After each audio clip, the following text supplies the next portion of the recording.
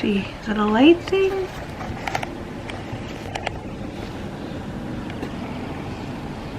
Okay. Oh, there we go. We're still blurry. Normally I give my updates on a Sunday after I've worked out and the end of the day is happening or the beginning of the day is happening. I have just a few minutes. It's actually Monday, I'm about to start work, so I figure I would get all this out of the way before everything starts for the day while I have a moment of quiet. So this is that at the moment. I have a bit of a tickle, which is unfortunate, but it is where we're at. So I'm trying to just baby it and hope it doesn't turn into anything big. Looks like I need to change my battery. It's blinking at me, kind of angry. We'll see how much of this we get into. That's a yard work happening in a neighbor's house. It's gonna be good. There's a lot to do. I want to get back into a big declutter because we definitely need less in the house to feel more centered and grounded. And it's gonna be a great day. Hello and welcome. I'm Bailey and welcome back to Bailey Bones. This episode is more of a bare bones playlist, but here's a quick to-do list of the weeks ahead and we'll talk about what happened as we go. First and foremost, this one is for all of us who've tried to make a plan and then watched it unravel in real time. So if that sounds familiar, you are not alone, and this week's video is a peek behind the scenes of what happens when life doesn't follow the script, but we keep going anyway. I want to take you on a little journey through the past few weeks in our home, the highs, the setbacks, the surprising wins, and all of the quiet in between. Because real life isn't curated, it's messy and beautiful and so very often out of our control. So let's rewind.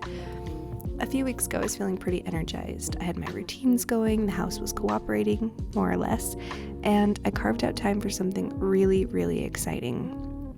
I have always dreamed of writing a romance novel. It's one of those things that I kept putting on the someday list, and after kids and after house projects, after life slows down. But this year I finally said, why not now? So I started to get going. I had a loose plot, a working title, and a cozy little writing ritual. Usually I filled up a warm mug, listened to some good music, and tried to at least get 30 minutes a day to chip away at this dream. But as it so happens, life happened and we got sick. Not just a little head cold, the whole house went down. Jordan, the kids, me, basically all of us were almost completely wiped out for nearly 2 weeks. Some had it worse than others, but we were sick in bed. Luckily, we had cute cuddle buddies like this who helped things along. Writing stopped, cleaning stopped, honestly everything kind of stopped, but those days just kind of kept going. And if I'll be honest, I got discouraged because the novel was paused and my energy was wiped out, the house was upside down, and I felt like I had to rebuild everything just to catch up. But here's what I've learned. Progress doesn't disappear just because life gets messy. So when we finally turned the corner, when we were upright again, hydrated, and mostly breathing through our noses, I didn't jump straight back into hustle mode. We started small, wiping down the counters, putting clean sheets on the bed, opening the windows to let the still air out. In the process of coming back to ourselves, I realized how much healing happens in the ordinary, not in grand gestures, but in gentle ones. So that's something I try to remind myself of often, that there's really no behind. Life is not a race, and sometimes just showing up with enough grace is simply enough to keep going. 2 dead batteries. This is number 3, my final battery. I'm super sick. Let's recap. Super sick. Got upper respiratory infection. But life goes on. So I'm going to be tackling this giant mountain of laundry in hopes that we get back into a place of order. This is my voice right now. It's lovely. Lovely. It's like the episode of Friends where Phoebe gets sick and she starts singing, "My sticky shoes." That's how I feel, but less sexy. Now, of course, things didn't get back to themselves right away. Wouldn't that be nice? But we started where we could. One simple thing at a time. Getting back our space and our energy. And that's when we decided it was finally time to tackle a project that we've been putting off for, well, kind of years. Let's see, is that a light thing?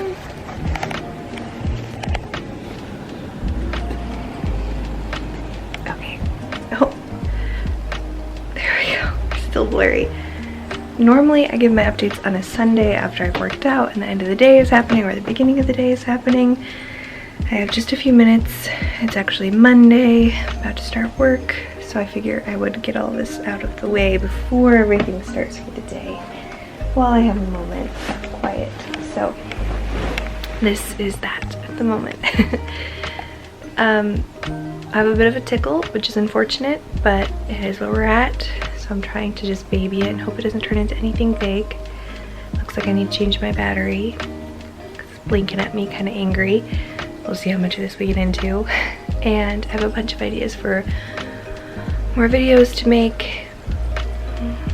That's a yard work happening in a neighbor's house. It's gonna be good. There's a lot to do. I want to get back into a big declutter because we definitely need less in the house to feel more centered and grounded. And it's gonna be a great day. Well, you get a couple of clips of behind the scenes, but I'm excited to talk about next week's video. If you've been following along, you might remember we've started to clean up the backyard and bark chips. We've made a big dent. We filled one drop box, but it wasn't enough, not even close. The large pile stayed and stared at us every time we looked outside. It became a giant metaphor for all the unfinished things we had to do. But this year, after saving up, we ordered another drop box, this one bigger, and Jordan, bless him, took the lead. Spent 4 full days doing trip after trip, wheelbarrow, dump, repeat. By day 4, the box was completely full, and I stood there looking at the cleared space and thought, this is what progress looks like. Not flashy, not Instagrammable, but real, earned, and grounded. Finding that rhythm, I found myself slowly coming back to the things that helped it. The house is not perfect, but because I stopped needing it to be. I wrote a few more pages. They weren't brilliant, but they were mine. And that is something I want to leave you with today. Whatever you're working toward, a cleaner home, a creative dream, a little more peace in your motherhood, just know progress won't always look like a straight line. There's going to be interruptions, setbacks, sickness, piles of bark chips, literal and metaphorical. But you can keep going. Start where you are, today. Find joy in trying. Thank you so much for being here, for showing up, choosing simplicity and intention in a world that rewards chaos.